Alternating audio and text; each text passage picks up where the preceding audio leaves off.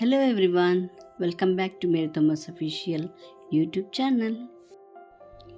ಇವತ್ತು ನಾನು ಕ್ಯಾಪ್ಸಿಕಮ್ ಮಸಾಲ ಮಾಡ್ತಾಯಿದ್ದೀನಿ. ತುಂಬ ಟೇಸ್ಟಿಯಾಗಿ ಈಸಿಯಾಗಿ ಮಾಡೋವಂಥ ಈ ಕ್ಯಾಪ್ಸಿಕಮ್ ಮಸಾಲೆನ ಹೇಗೆ ಮಾಡೋದು ಬನ್ನಿ ನೋಡ್ಕೊಳ್ಳೋಣ.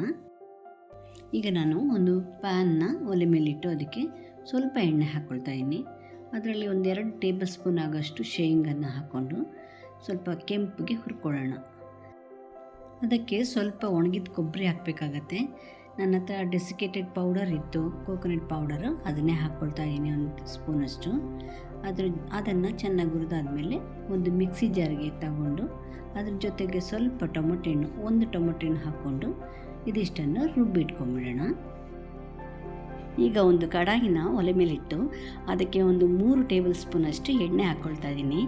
ಎಣ್ಣೆ ಬಿಸಿ ಆದಮೇಲೆ ಅದಕ್ಕೆ ಒಂದು ಅರ್ಧ ಸ್ಪೂನಷ್ಟು ಜೀರಿಗೆ ಹಾಕ್ಕೊಂಡು ಒಂದು 8-10 ಕಾಳು ಮೆಣಸನ್ನು ಹಾಕ್ಕೊಂಡು ಅದ್ರ ಜೊತೆಗೆ ಒಂದು ಕಟ್ ಮಾಡಿದ್ದ ಈರುಳ್ಳಿನ ಹಾಕ್ಕೊಂಡು ಕೆಂಪಗೆ ಹುರ್ಕೊಳ್ಳಿ. ಫುಲ್ ಬ್ರೌನ್ ಆಗಲಿ.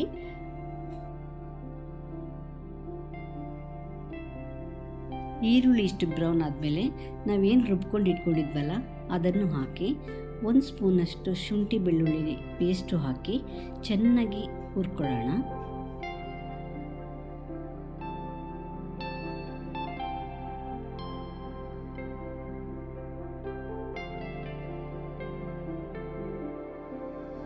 ಮಸಾಲೆ ಎಲ್ಲ ಫ್ರೈ ಆದಮೇಲೆ ಇದಕ್ಕೆ ಒಂದು 1/4 ಸ್ಪೂನಷ್ಟು ಅರಿಶಿನದ ಪುಡಿ, 1 ಸ್ಪೂನಷ್ಟು ಖಾರದ ಪುಡಿ, 1 ಸ್ಪೂನಷ್ಟು ಧನಿಯಾ ಪುಡಿ, 1 ಸ್ಪೂನಷ್ಟು ಕಸೂರಿ ಮೇಥಿ ಇಷ್ಟನ್ನು ಹಾಕಿ ಸ್ವಲ್ಪ ಫ್ರೈ ಮಾಡ್ಕೊಳ್ಳೋಣ.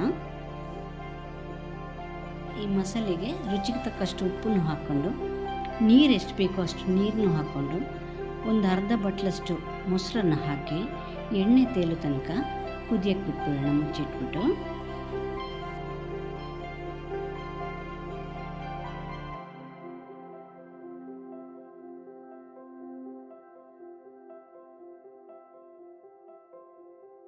ಈಗ ಆ ಮಸಾಲೆ ಕುದಿತಾ ಇರಲಿ. ಈಗ ನಾವು ಬೇರೆ ಒಂದು ಪ್ಯಾನ್ನ ಒಲೆ ಮೇಲೆ ಇಟ್ಕೊಂಡು ಅದಕ್ಕೆ ಸ್ವಲ್ಪ ಎಣ್ಣೆ ಹಾಕಿ ಕ್ಯಾಪ್ಸಿಕಮ್ನ ಫ್ರೈ ಮಾಡ್ಕೊಳ್ಳೋಣ.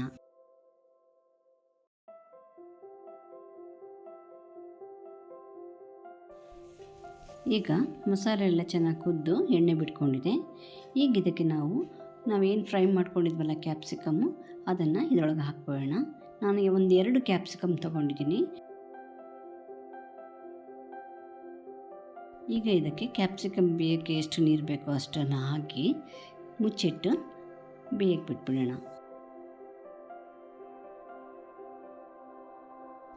ಒಂದು 5 ನಿಮಿಷ ಕ್ಯಾಪ್ಸಿಕಮ್ನ ಮಸಾಲೆಯಲ್ಲಿ ಬೇಯಿಸ್ಕೊಂಡಾದ್ಮೇಲೆ ಇದಕ್ಕೆ ಒಂದು ಅರ್ಧ ಸ್ಪೂನಷ್ಟು ಗರಂ ಮಸಾಲೆಯನ್ನು ಹಾಕಿ ಎಲ್ಲದನ್ನೂ ಒಂದ್ಸಲಿ ತಿರುವಿ ಹೊಂದಿಸ್ಕೊಳ್ಳೋಣ. ಈಗ ಕೊನೆಯಲ್ಲಿ ಕಟ್ ಮಾಡಿರೋ ಕೊತ್ತಂಬರಿ ಸೊಪ್ಪನ್ನು ಹಾಕಿ ಒಂದ್ಸಲಿ ಮಿಕ್ಸ್ ಮಾಡಿಕೊಂಡ್ರೆ ನಮ್ಮ ಟೇಸ್ಟಿಯಾಗಿರೋ ಕ್ಯಾಪ್ಸಿಕಮ್ ಮಸಾಲ ರೆಡಿ ಆಗುತ್ತೆ.